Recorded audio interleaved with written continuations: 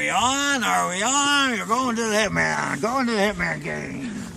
That's right, folks. The Hitman game. Hello there. My name's Hussein. Some people think I'm slightly insane. I don't want your money, and I'm not going to hurt you. Hey, Murray, you want to wave and introduce yourself? Martin? I'm Martin Hackett, friend of Murray, roommate. And it's nice to have a roommate like him. He's a good guy. And that's about all I got to say. You sure about that? Yeah. Listen, man, let it all out. I'm going to put this on YouTube. I got 230 odd videos out there. People watch them. Say something to your mom. Hi or something. Oh, my mom's dead. My parents were dead years ago. Hey, where are you from, Martin? Saskatoon, Saskatchewan. Oh, Saskatoon. I came through Saskatoon there, where you may remember the clip. On the way here. Greyhound. Oh, yeah. So we're off to Hitman game, and apparently Calgary Hitmen, they suck ass, Murray. What do you want to say about that? They won yesterday. Well, they don't exactly. If they can get beaten out by a team like Brandon, I had a buddy called Brandon at Seton House in Toronto. Anyway, so they're in 4th place, which is very far cry from 1st place. And in terms of city infrastructure, would you not agree that in Western Canada, Calgary's the shit, apart from Vancouver? So if they were to be in 2nd place to Vancouver, or let's just say 2nd or 3rd place, that's one thing. But to be in 4th place, trailing of all people, like some unheard of city in an unheard of province, are you kidding me? People are going to actually hear about Calgary, or you can understand that my sentiments run deep. After all, I've been in this godforsaken part of the frozen winterland tundra known as Alberta for a good 15 years now. Murray, what is the odds of them winning today, the Hitmen? They're playing who again? Very, very good. There will be good. Blood Oil Kings? Yeah, the Oil Kings. It's a rivalry. Lots of snow on the floor, dear viewer, as you can see. We finally had some pile-up. Hey, Murray, you know how great God is? I'll tell you. On Friday, that's yesterday, my snowboard arrived.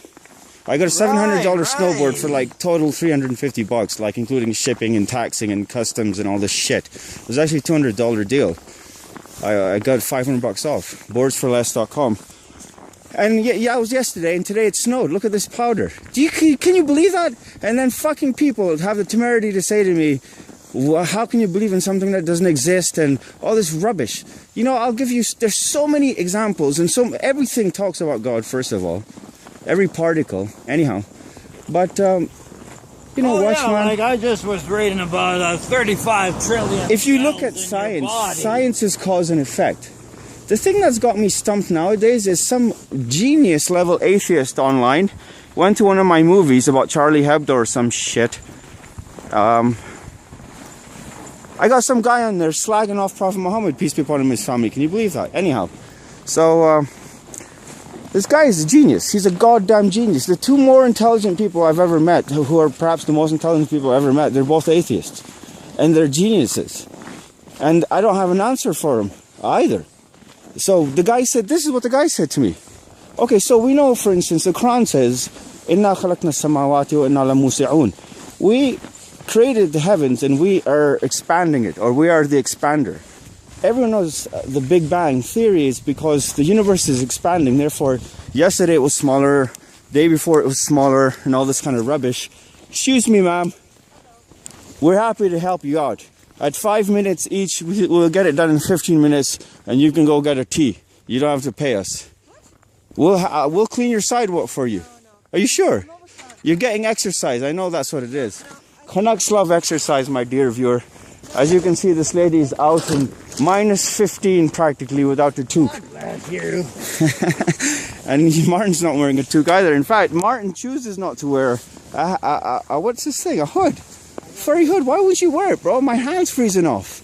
I don't know. I got warm. I don't freeze. Anyhow, this is what the guy said to me. Okay, so let's say the universe, there's a Big Bang, but let's say Big Bang is a normal thing. It's like a kid with soap bubbles, okay? He's just blowing them out. So there's how many universes, and they're just expanding or contracting or just popping out of somewhere. You know what? In quantum physics, you have a particle that can just appear from nowhere, or a particle that you put it in two places at once. And when you do something in one part of it, the other one responds and reacts in exactly the same fashion as the first. It doesn't make any sense whatsoever. So let's say there's nothing, and then there's space and time and all this stuff, and then there's this thing called the universe. The guy's like, this stuff's just been going on. Nobody knows what it is. We're too insignificant, first of all, to even conjecture any kind of semblance of an admission that we even know what's going on. We don't know what's going on. It's impossible. How can you know? We're so fucking small that if you drew the solar system to scale, you couldn't have it even, the Earth wouldn't even be on a fucking pixel. You wouldn't see it. And yeah, once again, if you drew it to scale, it'd be kilometers wide before you'd even see the Earth. Like Stephen Hawkins does us a favor when he says, hey, listen, humans, carbon fucking scum on the surface of an insignificant planet in an even more insignificant solar system. That's actually put it lightly. Most of the universe, there's nothing in it. 80% of it is just dark matter. No one even knows what that shit is. And then we pretend like we're like gods and kings and goddamn Queen Godivas. This guy's gonna mow somebody down pretty damn soon, unless someone like me says, hey man, at least honk before killing somebody. Anyhow, Murray, Hitman, any chance this guy's gonna give us a ride? Hey buddy, can you take me and my buddy over to the train station there, buddy?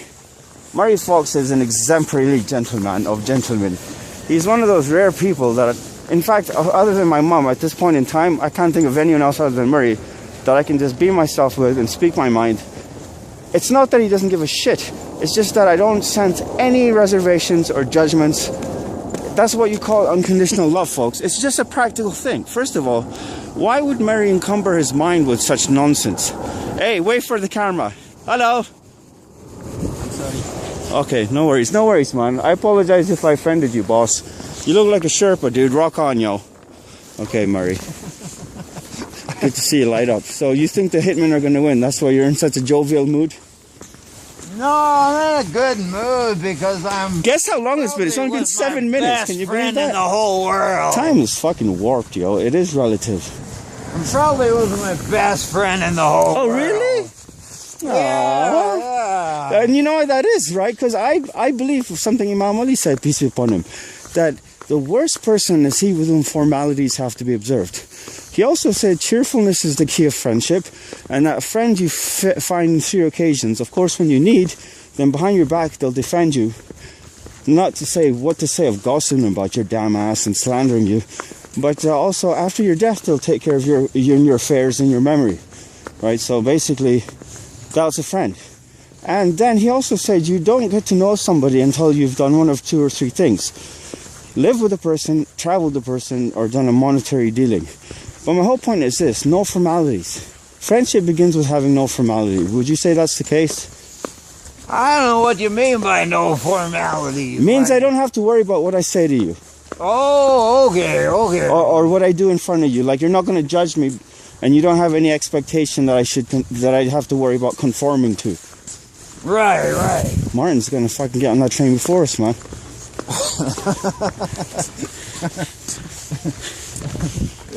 At least wait for the camera before you leave, fine sir. He's out of here. He must know something. He's skedoodled. Alright, I gotta turn the camera off, folks, but we'll catch up with the match there. The matchup.